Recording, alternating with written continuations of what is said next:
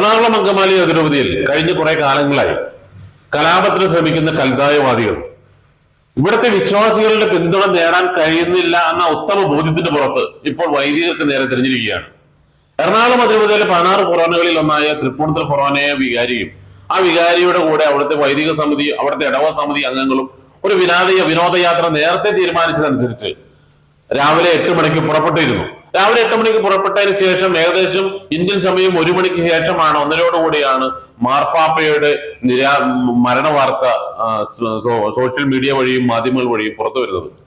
എന്നാൽ മാർപ്പാപ്പ മരിച്ച ദിവസം വിനോദയാത്രയ്ക്ക് പോയി എന്ന പേരിൽ ഒരു കലാപം സൃഷ്ടിക്കാൻ മനഃപൂർവ്വം ലക്ഷ്യമിട്ടുകൊണ്ട് തൃപ്പൂണിത്തുറയിലെ കുറച്ച് വ്യക്തികൾ, അവിടെ മറ്റു ഇടവകളിൽ നിന്ന് വന്നിട്ടുള്ള വ്യക്തികൾ അടക്കമുള്ളവർ ഈ ഓരോ തോമസ് എന്ന് പറഞ്ഞ വ്യക്തിയുടെ ഈ വീട്ടിൽ യോഗം ചേർന്ന് മനഃപൂർവ്വം അച്ഛൻ തിരിച്ചു വരുന്ന സമയത്ത് അച്ഛനെ തടയുകയും അച്ഛനെ കയ്യേറ്റം ചെയ്യുകയുമാണ് ഉണ്ടായത്.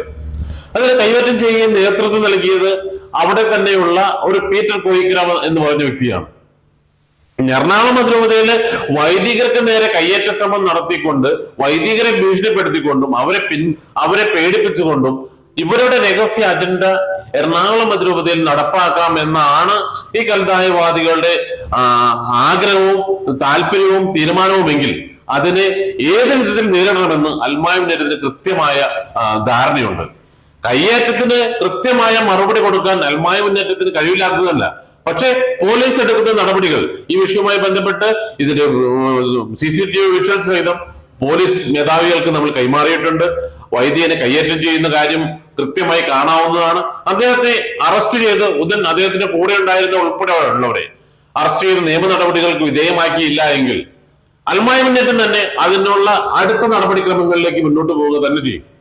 എറണാകുളം അതിരൂപതയിലെ ഒരു വൈദികന് നേരെയും കയ്യേറ്റ ശ്രമത്തിന് ആര് മുതിർന്നാലും അതിനെ പ്രതിരോധിക്കുവാൻ ശക്തമായ സാന്നിധ്യമായി വിശ്വാസ സമൂഹം ഓരോ ഇടവകയിലും രംഗത്തുണ്ടാകും.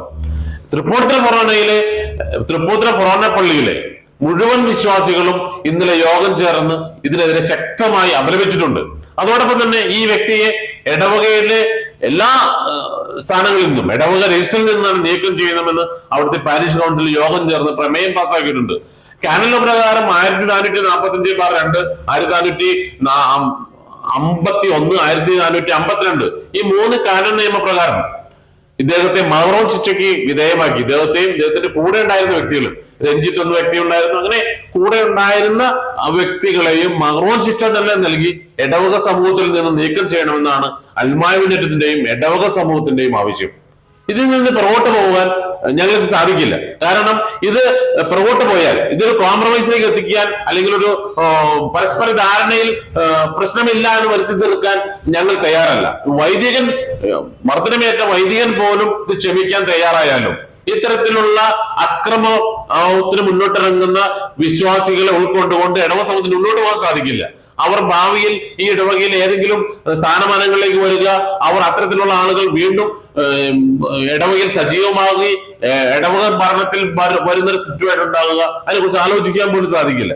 അതുകൊണ്ട് തന്നെ ഇത്തരം വ്യക്തികളെ അതാത് ഇടവകളിൽ നിന്ന് നീക്കി നിർത്തി ഇടവക സമൂഹവും ഇടവകയും സമാധാന അന്തരീക്ഷത്തിലേക്ക് കൊണ്ടുപോകാൻ കഴിയുന്ന വിധം നടപടിയെടുക്കാൻ സഭാ നേതൃത്വം കൂടി തയ്യാറാകണമെന്നുള്ളതാണ് ഞങ്ങളുടെ നിലപാട്. ആ തയ്യാറായില്ല എങ്കിൽ ഇത്തരം വ്യക്തികളെ ഓരോ ഇടവകയിലും, ഇപ്പൊ തൃപ്പൂണിത്തുറ എന്ന് മാത്രമല്ല മറ്റേത് ഇടവകയിലായാലും ശക്തമായി പ്രതിരോധിക്കാൻ തന്നെയാണ് അൽമായ മുന്നേറ്റത്തിന്റെ തീരുമാനം. അതിന് ഏതറ്റം വരെ പോകാനും അൽമായ മുന്നേറ്റത്തിന്റെ അതിരൂപത സമിതിയും എറണാകുളം അതിരൂപതയിലെ 16 ഫൊറോന കൗൺസിലുകളും ശക്തമായ തീരുമാനം കൈക്കൊണ്ടിട്ടുണ്ട്. വരും ദിവസങ്ങളിൽ ഞങ്ങളുടെ നിലപാടുകൾ ഞങ്ങൾ ശക്തമായി പ്രഖ്യാപിച്ചുകൊണ്ട് തന്നെ ഇത്തരം കുൽസിത പ്രവർത്തനങ്ങളെ, ഇത്തരം കലാപ അന്തരീക്ഷം ഉണ്ടാക്കുന്ന വ്യക്തികളെ നേരിടാൻ തന്നെയാണ് അൽമായ മുന്നേറ്റത്തിന്റെ തീരുമാനം.